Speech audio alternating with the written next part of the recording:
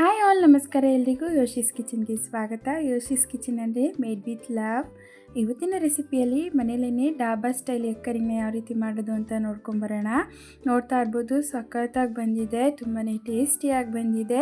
ಅನ್ನಕ್ಕೆ, ದೋಸೆಗೆ, ಚಪಾತಿಗೆ, ಪೂರಿಗೆ ಎಲ್ಲದಕ್ಕೂ ಸೂಪರ್ ಕಾಂಬಿನೇಷನ್ ಅಂತಲೇ ಹೇಳ್ಬೋದು.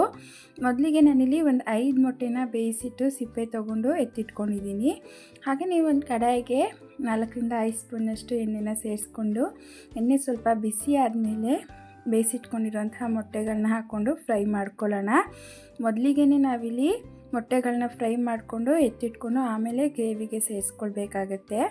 ಹಾಗಾಗಿ ಒಂದು ಅರ್ಧ ಸ್ಪೂನಷ್ಟು ಅರಿಶಿನ ಪುಡಿ ಮತ್ತು ಒಂದು ಅರ್ಧ ಸ್ಪೂನಷ್ಟು ಅಚ್ಚ ಖಾರದ ಪುಡಿ.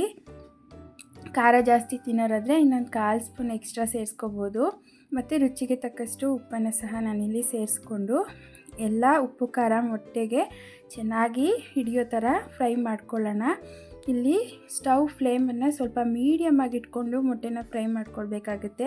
ಯಾಕೆಂದರೆ ಮಸಾಲೆ ಇಂಗ್ರೀಡಿಯೆಂಟ್ಸ್, ಖಾರದ ಪುಡಿ, ಉಪ್ಪು, ಅರಿಶಿನ ಪುಡಿ ಎಲ್ಲನೂ ನಾವು ಎಣ್ಣೆಗೆ ಸೇರಿಸಿರೋದ್ರಿಂದ ಸೀದ್ ಹೋಗೋ ಚಾನ್ಸಸ್ ಇರುತ್ತೆ. ಅದಕ್ಕೋಸ್ಕರ ಮೀಡಿಯಮಿಂದ ಅಥವಾ ಲೋ ಫ್ಲೇಮಲ್ಲಿ ಇಟ್ಕೊಂಡು ನೀಟಾಗಿ ಈ ರೀತಿ ಎಲ್ಲ ಮೊಟ್ಟೆಗಳು ಫ್ರೈ ಆಗೋ ಥರ ಫ್ರೈ ಮಾಡ್ಕೊಳ್ಳೋಣ. ಈ ರೀತಿ ಮೊಟ್ಟೆನ ಮೊದಲಿಗೆ ಫ್ರೈ ಮಾಡ್ಕೊಳ್ಳೋದ್ರಿಂದ ಮೊಟ್ಟೆಗೆ ಉಪ್ಪು ಖಾರ ಎಲ್ಲ ಚೆನ್ನಾಗಿ ಹಿಡಿಯುತ್ತೆ. ಆಮೇಲೆ ನಾವು ಗ್ರೇವಿನ ಪ್ರಿಪೇರ್ ಮಾಡ್ಕೋಬೋದು. ಈಗ ಮೊಟ್ಟೆಗಳೆಲ್ಲ ರೆಡಿ ಆಗಿದೆ, ನೋಡ್ತಾ ಇರ್ಬೋದು. ಹಾಗೆಯೇ ಅದೇ ಎಣ್ಣೆಗೆ ಒಂದು 2ರಿಂದ 3 ಪೀಸಷ್ಟು ಚಕ್ಕೆ ಮತ್ತು ಒಂದು 2ರಿಂದ 3 ಲವಂಗ ಮತ್ತು ಒಂದು ಪಲಾವ್ ಎಲೆನ ನಾನಿಲ್ಲಿ ಸೇರಿಸ್ಕೊಳ್ತಾ ಇದ್ದೀನಿ. ಮತ್ತು ಒಂದು 2 ಮೀಡಿಯಮ್ ಗಾತ್ರದ್ದು ಈರುಳ್ಳಿನ ಈ ರೀತಿ ಸಣ್ಣಗೆ ಹೆಚ್ಚಿಟ್ಕೊಂಡು ಸೇರಿಸ್ಕೊಳ್ತಾ ಇದ್ದೀನಿ. ಈಗ ಇದೆಲ್ಲನೂ ಸೇರಿಸ್ಕೊಂಡು ಚೆನ್ನಾಗಿ ಹುರ್ಕೊಳ್ಳೋಣ. ಈರುಳ್ಳಿ ಜಾಸ್ತಿ ಹಾಕಿದಷ್ಟು ಗ್ರೇವಿ ತುಂಬಾ ಚೆನ್ನಾಗಿ ಬರುತ್ತೆ. ಈ ರೀತಿ ಹಸಿ ವಾಸನೆ ಹೋಗೋ ತನಕ ಚೆನ್ನಾಗಿ ಹುರ್ಕೊಳ್ಳೋಣ.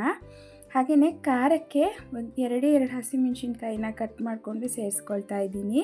ಖಾರ ಚಿಲ್ಲಿ ಪೌಡರಲ್ಲೂ ಹಾಕಿರ್ತೀವಿ, ಸೊ ನೋಡಿಕೊಂಡು ಹಸಿಮೆಣ್ಸಿನ್ಕಾಯಿನ ಸೇರಿಸ್ಕೋಬೋದು. ಬೇಡ ಅಂದವರು ಸ್ಕಿಪ್ ಸಹ ಮಾಡ್ಬೋದು, ಆಪ್ಷನಲ್. ಮತ್ತು 1 ಸ್ಪೂನಷ್ಟು ಶುಂಠಿ ಬೆಳ್ಳುಳ್ಳಿ ಪೇಸ್ಟನ್ನು ಸಹ ನಾನಿಲ್ಲಿ ಸೇರಿಸ್ಕೊಳ್ತಾ ಇದ್ದೀನಿ. ಇದೆಲ್ಲನೂ ಸೇರಿಸ್ಕೊಂಡು ನೀಟಾಗಿ ಹಸಿ ವಾಸನೆ ಹೋಗೋ ತನಕ ಸ್ಟವ್ನ ಲೋ ಫ್ಲೇಮಲ್ಲಿ ಇಟ್ಕೊಂಡು ಫ್ರೈ ಮಾಡ್ಕೊಳ್ಳೋಣ. ಹಾಗೆಯೇ ನಾನಿಲ್ಲಿ 2 ಮೀಡಿಯಮ್ ಟೊಮೊಟೊನ ಕಟ್ ಮಾಡಿ ಇಟ್ಕೊಂಡಿದ್ದೆ. ಸೊ ಅದನ್ನು ಈಗ ನಾನು ಮಿಕ್ಸಿ ಜಾರ್ಗೆ ಹಾಕ್ಕೊಂಡು ನೀಟಾಗಿ ಒಂದು ಪೇಸ್ಟ್ ಥರ ಗ್ರೈಂಡ್ ಮಾಡ್ಕೊಂಡು ಬರಬೇಕು. ಸೊ ನೋಡ್ತಾ ಇರ್ಬೋದು, ರೆಡಿಯಾಗಿದೆ ಟೊಮೊಟೊ ಪೇಸ್ಟ್. ಇದನ್ನು ಹಾಕೋದ್ರಿಂದ ಗ್ರೇವಿ ತುಂಬಾ ಚೆನ್ನಾಗಿ ಬರುತ್ತೆ. ಗ್ರೇವಿ ಕ್ವಾಂಟಿಟಿ ಸ್ವಲ್ಪ ಜಾಸ್ತಿ ಬೇಕು ಅನ್ನೋರು ಇನ್ನೊಂದು ಎಕ್ಸ್ಟ್ರಾ ಟೊಮೊಟೊನ ಸಹ ಆ್ಯಡ್ ಮಾಡ್ಕೋಬೋದು. ಈಗ ಇದೆಲ್ಲವನ್ನು ನೀಟಾಗಿ ಸೇರಿಸ್ಕೊಂಡು ಮಿಕ್ಸ್ ಮಾಡ್ತಾ ಬರಬೇಕು. ಹಾಗೆಯೇ ನಾವು ಆಲ್ರೆಡಿ ಖಾರಕ್ಕೆ ಚಿಲ್ಲಿ ಪೌಡರ್ನ ಸಹ ಹಾಕಿದ್ದೀವಿ ಮತ್ತು ಹಸಿಮೆಣ್ಸಿನ್ಕಾಯಿನೂ ಸಹ ಸೇರಿಸಿದ್ದೀವಿ. ಅದ್ರ ಜೊತೆಗೆ ನೋಡಿಕೊಂಡು ಖಾರ ಸೇರಿಸ್ಕೊಳ್ಳೋಣ. ಒಂದು ಅರ್ಧ ಸ್ಪೂನ್ ಅಥವಾ 1 ಸ್ಪೂನಷ್ಟು ಚಿಲ್ಲಿ ಪೌಡರ್ನ ಹಾಕ್ಕೊಂಡಿದ್ದೀನಿ. ಮತ್ತು ಇನ್ನೊಂದು ಅರ್ಧ ಸ್ಪೂನಷ್ಟು ಗರಂ ಮಸಾಲ. ಉಪ್ಪನ್ನು ಆಲ್ರೆಡಿ ಸೇರಿಸಿರೋದ್ರಿಂದ ನೋಡ್ಕೊಂಡು ಹಾಕ್ಕೊಳ್ಳಿ. ರುಚಿಗೆ ತಕ್ಕಷ್ಟು ಉಪ್ಪನ್ನು ಸೇರಿಸ್ಕೊಂಡು ಮಸಾಲೆ ಹಸಿ ವಾಸನೆ ಎಲ್ಲ ಹೋಗೋ ತನಕ ನೀಟಾಗಿ ಕೈ ಆಡಿಸ್ಕೊಳ್ತಾ ಬರೋಣ. ಈಗ ಒಂದು ಸಣ್ಣ ಕಪ್ನಷ್ಟು ನೀರನ್ನು ಸಹ ನಾನಿಲ್ಲಿ ಸೇರಿಸ್ಕೊಳ್ತಾ ಇದ್ದೀನಿ. ನೀರು ಹಾಕೋದ್ರಿಂದ ಗ್ರೇವಿ ನೀಟಾಗಿ ಹಸಿ ವಾಸನೆ ಹೋಗೋ ತನಕ ಬೇಯುತ್ತೆ. ಈಗ ನೀರೆಲ್ಲ ಆವಿಯಾಗಿದೆ. ಈ ರೀತಿ ಕನ್ಸಿಸ್ಟೆನ್ಸಿ ಬಂದಮೇಲೆ ಬೇಯಿಸಿಟ್ಟಿರೋಂತಹ ಮೊಟ್ಟೆಗಳನ್ನ ಗ್ರೇವಿಗೆ ಸೇರಿಸ್ಕೊಳ್ತಾ ಬರಬೇಕು. ಸೇರಿಸ್ಕೊಂಡು ನೀಟಾಗಿ ಚೆನ್ನಾಗಿ ಒಂದ್ಸರಿ ಫ್ರೈ ಮಾಡ್ಕೊಳ್ಳೋಣ. ಒಂದು 2ರಿಂದ 3 ನಿಮಿಷ ಈ ರೀತಿ ಕೈ ಆಡಿಸ್ಕೊಂಡ್ರೆ ಗ್ರೇವಿ ರೆಡಿ ಆಗುತ್ತೆ. ಎಣ್ಣೆ ಎಲ್ಲ ಬಿಟ್ಕೊಂಡಿದೆ. ಹಾಗೆಯೇ ಲಾಸ್ಟಲ್ಲಿ ಹೆಚ್ಚಿಟ್ಕೊಂಡಿರೋಂತಹ ಕೊತ್ತಂಬರಿ ಸೊಪ್ಪನ್ನು ಸೇರಿಸ್ಕೊಳ್ತಾ ಇದ್ದೀನಿ. ರೆಡಿಯಾಗಿದೆ ಗ್ರೇವಿ, ನೋಡ್ತಾ ಇದ್ದೀರಲ್ಲ.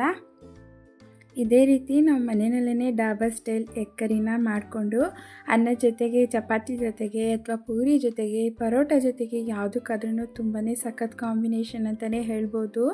ಮನೆಯಲ್ಲಿರೋರಿಗೆಲ್ಲರಿಗೂ ಮಾಡಿಕೊಟ್ರೆ ತುಂಬಾ ಖುಷಿಯಿಂದ ಇಷ್ಟಪಟ್ಟು ತಿಂತಾರೆ. ನೋಡೋದಕ್ಕೂ ತುಂಬಾ ಚೆನ್ನಾಗಿದೆ. ಹಾಗೆಯೇ ಟೇಸ್ಟ್ ಸಹ ತುಂಬಾ ಚೆನ್ನಾಗಿ ಬಂದಿರುತ್ತೆ. ನನ್ನ ಚಾನಲಲ್ಲಿ ಬರ್ತಿರುವಂತಹ ರೆಸಿಪಿಗಳು ನಿಮ್ಗೆ ಇಷ್ಟ ಆದಲ್ಲಿ ದಯವಿಟ್ಟು ಲೈಕ್ ಮಾಡಿ. ಹಾಗೆಯೇ ಮನೇಲಿ ಟ್ರೈ ಮಾಡಿ ಕಮೆಂಟ್ ಮೂಲಕ ಹೇಗೆ ಬಂತು ಅಂತ ತಿಳಿಸೋದನ್ನು ಮರಿಬೇಡಿ.